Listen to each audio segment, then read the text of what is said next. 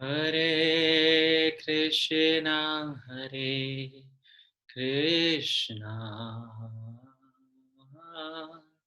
Krishna Krishna, Hare Hare, Hare Rama, Hare Rama, Rama Rama, Hare Hare, Hare Krishna,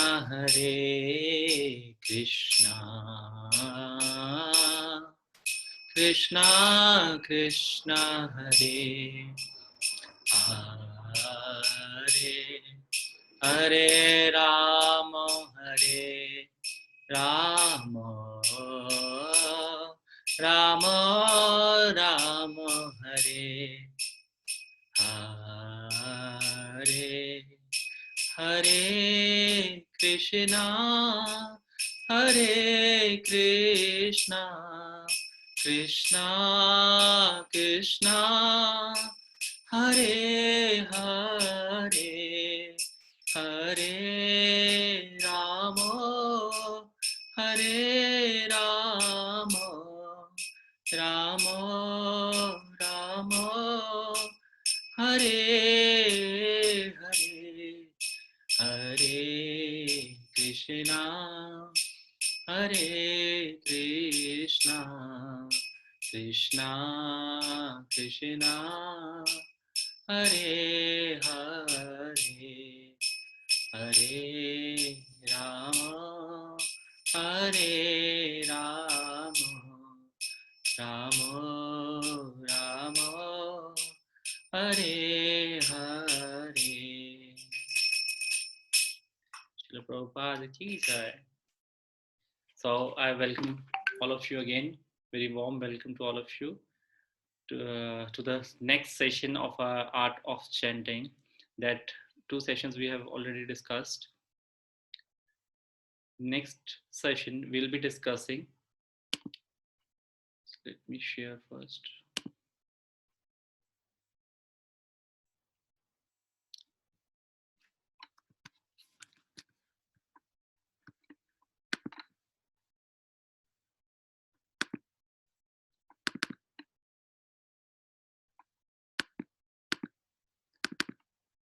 In last 2 sessions we have discussed about, first was the introduction session, and then in the next session we discussed about the 3 gates of the Srirangam temple.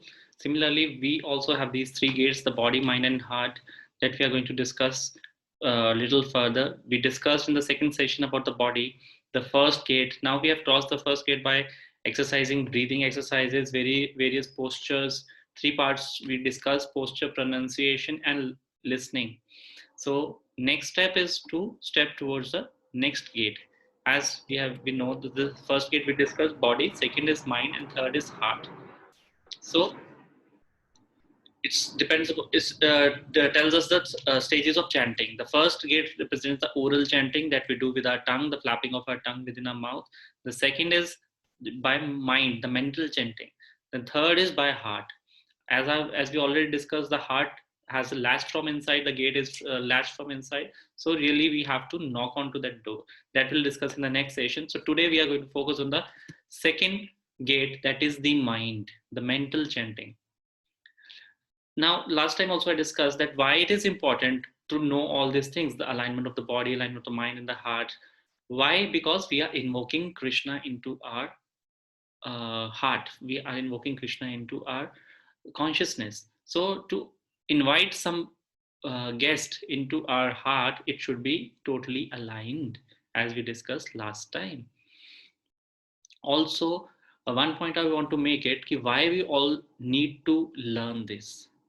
There are 2 kinds of bhakti that are being described in scriptures. One is Cheshta Rupa Bhakti and other is Bhava Rupa Bhakti. The Cheshta Rupa Bhakti is the one which attracts Krishna. Cheshta means we are doing some efforts. Cheshta, we are doing some conscious efforts in improvement of our chanting. That is Cheshta Rupa Bhakti, that attracts Krishna. Only then the Krishna reveals in our heart the Bhava Rupa Bhakti. So we as a practitioner should always concentrate on the Cheshta Rupa Bhakti, that we should always have a competition with ourselves only, that we should be chanting the next Maha Mantra better than the previous that we have chanted. So there is a spiritual competition within ourselves. We want to improve our chanting. Like I usually give this example, like there are three husbands and three wives are there, three families are there. The first husband wants to eat some palatable dishes according to his taste, and the wife does not know how to cook. And wife is cooking as much as she is knowing about the cooking. She's doing the preparation very fastly, knowing according to whatever she knows how to cook.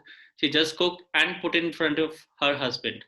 Whether her husband likes it or doesn't like it, she will cook the same every day. The second husband and the second wife, the wife is always saying that whenever she is cooking, she also doesn't know cooking. Whenever she is cooking, the husband is not happy with the cooking.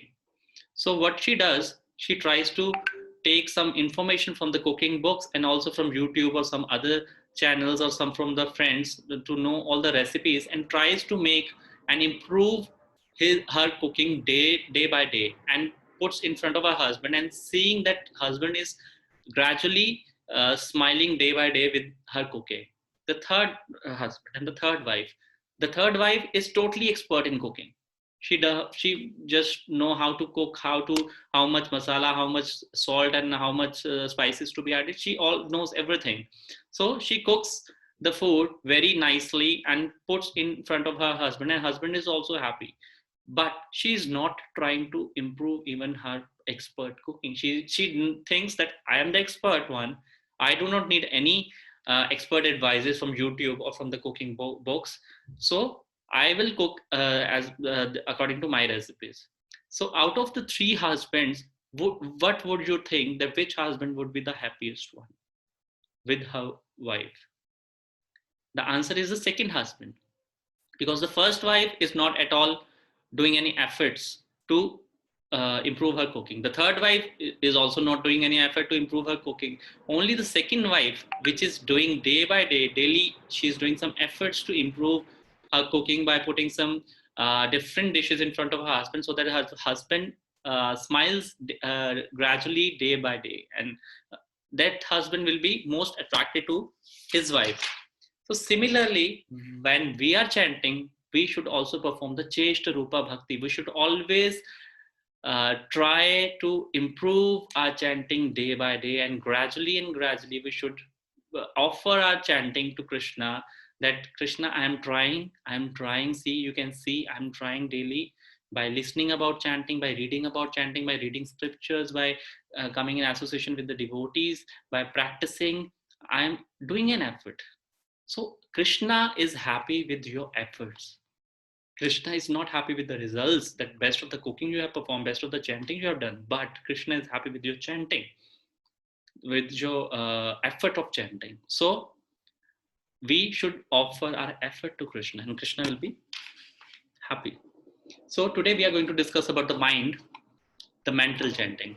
Mind, as we know, that is, there are billions of neurons in our brain, and the mind is like, there are bombardment of information already from the media, also from the peer pressures, and also from the rest of the outside world. The mind is totally bombarded with all kinds of information. So how can we focus our mind while chanting? Mantra, the word mantra means manatraha, which makes the mind free. Our mind is right now bound by the material things, by the material information. So we have to free it by chanting the mantra. Traha means to free the mind.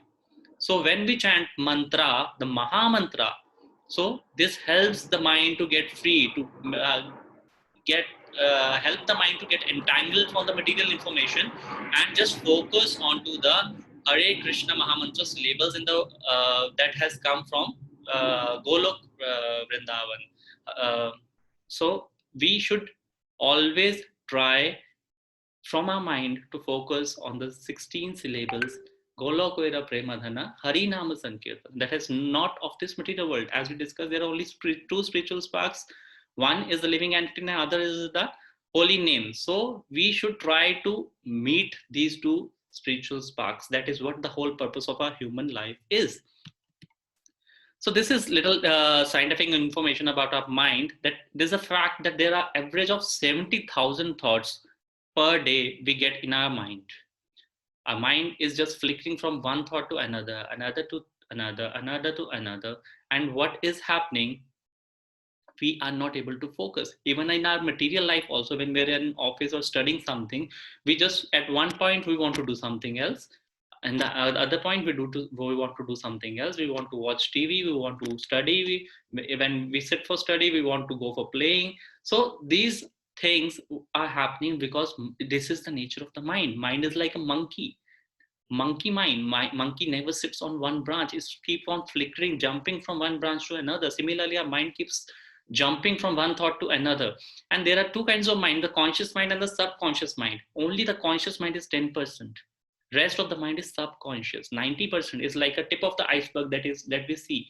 So if we have only capability to think from our conscious mind, if we keep our chanting and the syllables of Mahamantra up to only our conscious mind, it is not going to work. We have to keep the Mahamantra, the words of Hare Krishna Mahamantra deep into our consciousness by putting it in the subconscious mind. As and when we will succeed in this process to put it in the subconscious mind, our chanting is successful. How we can do it, we'll come to know. As I already said, there is bombardment of information, bombardment of thoughts come into our mind, especially when we sit for chanting. As we have said for chanting, what happens? Either we are in the past or we are in the future. We are never in the present. Like Srimad Bhagavatam, second canto also describes when there was a creation. So mind got created from the mode of goodness, and intelligence got created from the mode of passion. So mind has a nature of goodness, and intelligence has a nature of passion. So, but what happens when we start chanting? We sit for chanting. The passionate intelligence, the intelligence which is being passioned by so much material thoughts and material insights that we get from outside, it overpowers the goodness of the mind. So mind also gets swayed away by the passionate intelligence. Rather, it should be the opposite. The mind should overpower the intelligence. But what happens because of like we sit for chanting for 2 hours, and rest of the 22 hours we are in the outside world. We keep our senses open, we keep our intelligence, mind, everything open, and we just keep on grasping the thoughts from outside. So while those 2 hours when we are sitting for chanting, rest of the 22 hours are also going to affect those 2 hours. So chanting means only not that 2 hours, for 2 hours only you will be sitting and uttering the 16 syllables of Hare Krishna Mahamantra. You, for rest of the 22 hours, you should also be conscious that what I am getting in, garbage in, garbage out, Gigo principle, we have heard of it. So if we'll keep on absorbing the garbage will come out while we sit for the chanting. So we should be in the present. We should not be in the past. We should not be in the future. When we sit for chanting, either we are in the past, that he would have done like this. If I would have done that, that would be better. I would have gained something from there. I would have got benefited if I would have done this. I did that wrong. So whatever. So we keep on thinking about the past. If this thing would have happened in my life, I would not be suffering now. So either we are in the past, as I said, or in the future. The mind keeps on making plans for the future: family, food, health, jobs. Today I'll eat this. I'll go for a vacation with my family. I'll go for a sports. I'll pursue this education in future. So keeps on thinking, contemplating on the past and the future concepts that are not existing. They are just past and present. They are nothing. They are just the figments of the mind. They are just the figments of the mind. It is nothing. You cannot change the past. You cannot change the future. Future is not in your control. Like we think of doing something else, and we'll end up doing something else. So the future is not certain. Up to some extent, yes, we can decide that I'll do this in my future, but exactly it will be done in this way, that is not in your hands. So there's no point thinking about future. There's no about thinking about the past is definitely not advisable, because you cannot change the past. It has already been done. The worst has already been done.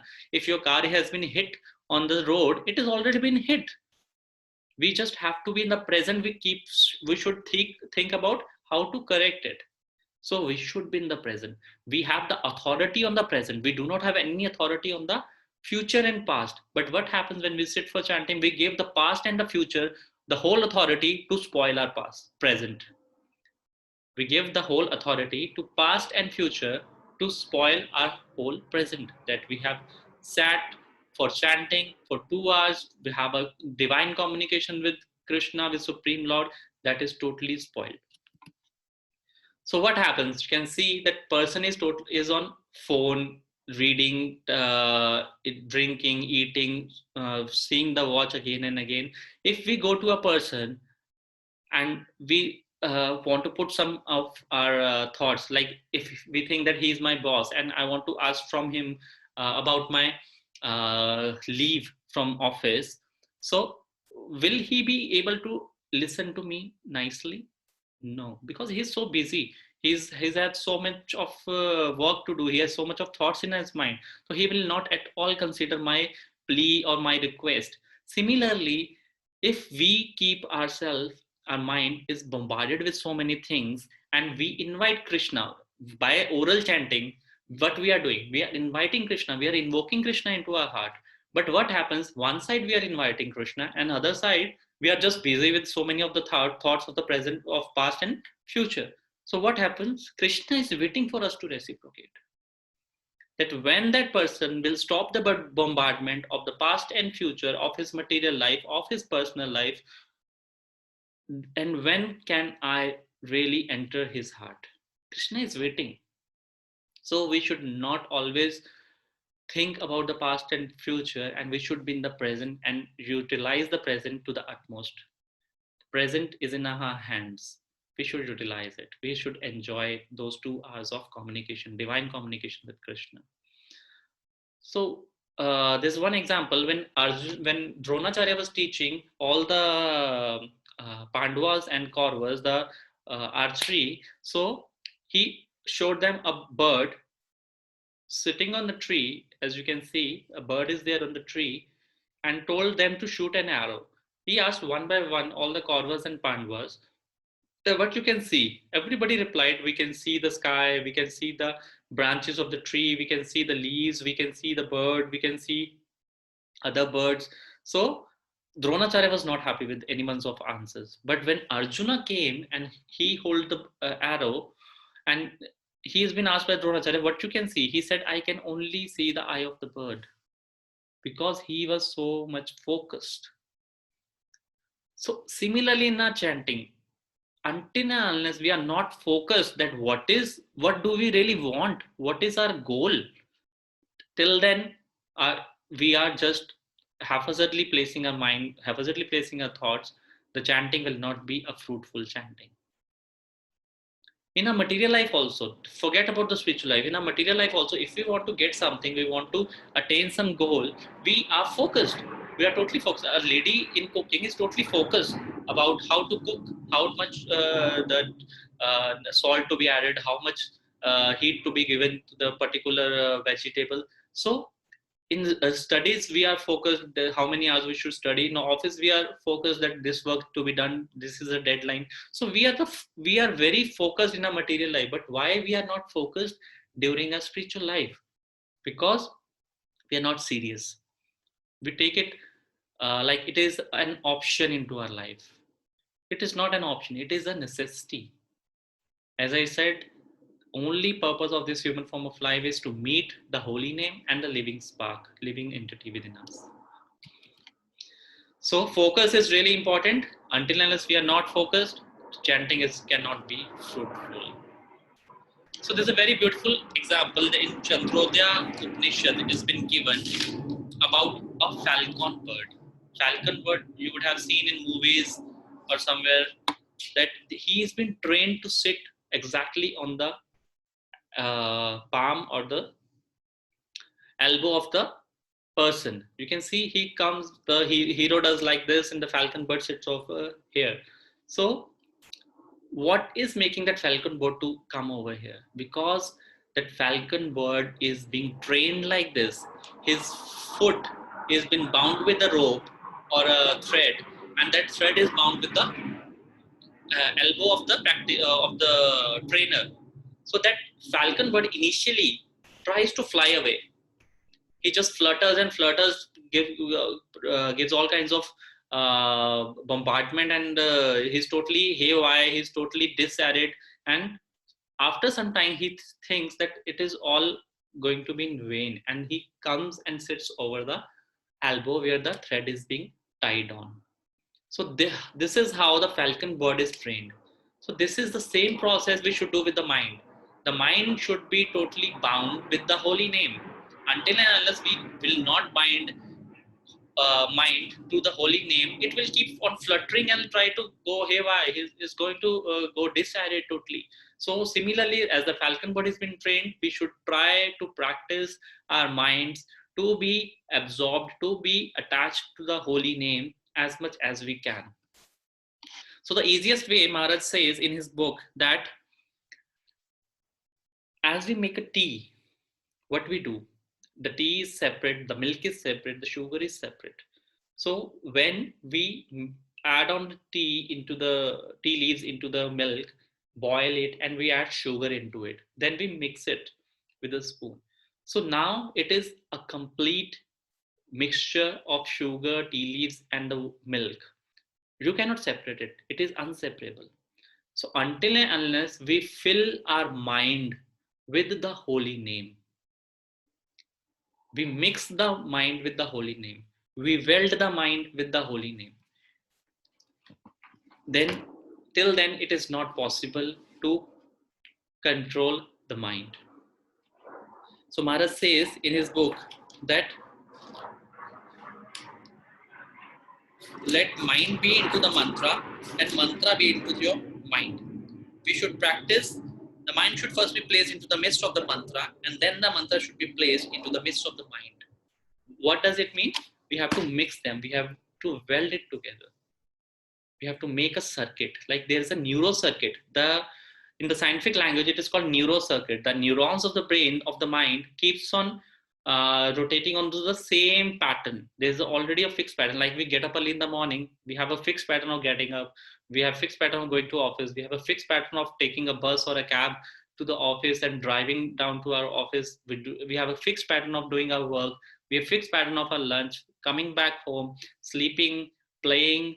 All patterns has been fixed because mind has a pattern. Mind tries to work on the similar pattern. So it acts like a pathfinder. The mind acts as a pathfinder. We should need to give us new neurocircuit to the mind.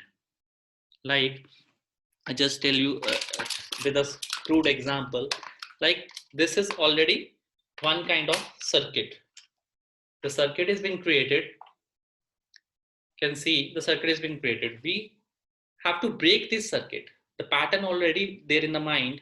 When we are sit with the mechanical chanting that we are doing, we have to break this circuit and we have to fix it into a separate. We have to make a separate circuit. Again, a new pattern has been created. So mind needs a pattern. Mind needs acts as a pathfinder. How can we do it? By giving it mantra, by concentrating on each and every syllable of mantra. So we'll do a practical in the end also. And Maharaj also gives an example in his book, a Prana Mudra. This Prana Mudra might help you in controlling your mind. This Maharaj explains this Prana Mudra helps you in controlling. It activates what it acts. It activates the dormant energies within your body, and the mind is somehow gets control with it. It improves the blood supply also to the brain. And as we discussed in the last session, that we do some pranayama exercises, and with those exercises and with those postures, also there's an increased blood supply to the brain, increased oxygen to the brain, and that increases the our concentration on the Hare Krishna Mahamantra syllables. And another practical tip Maharaj gives is Trataka meditation. What does it mean, Trataka? It is described in scriptures that we put a photograph or a picture of the holy name in front of us, or we can write down on a paper and put it on a wall while we are chanting. And while we are chanting, we should always focus on each syllable. Hare Krishna, Hare Krishna, Krishna Krishna, Hare Hare, Hare Rama, Hare Rama, Rama Rama, Hare Hare, Hare Krishna, Hare Krishna, Krishna Krishna, Hare Hare, Hare Rama, Hare Rama, Rama Rama, Hare Hare. So we should start very slowly, and slowly we should picks up little pace while chanting. So this is very useful process. Put holy name in front of you and just meditate on each word as you're speaking. Another practical tip Maharaj gives, that as there is a water, you have seen that there are swimmers and divers who jumps from a height. What they do, they make a particular body posture. As we have discussed in our chanting, how we should also make a body posture. So they make a particular body posture with their hands like this and in front of the body, so that when they are diving into the river, with a very sharp and a narrow passage, they enter into the water, and this gives you a less of the resistance to enter into the water. So similarly, if we really want to enter into the syllables of the Hare Krishna Mahamantra, we really want to enter the essence of the Hare Krishna Mahamantra, we should make a posture as we have discussed. And while entering the Hare Krishna Mahamantra, we should concentrate with our mind. The mental chanting, the part we should concentrate is the first syllable of the Hare Krishna Mahamantra, that is Hare.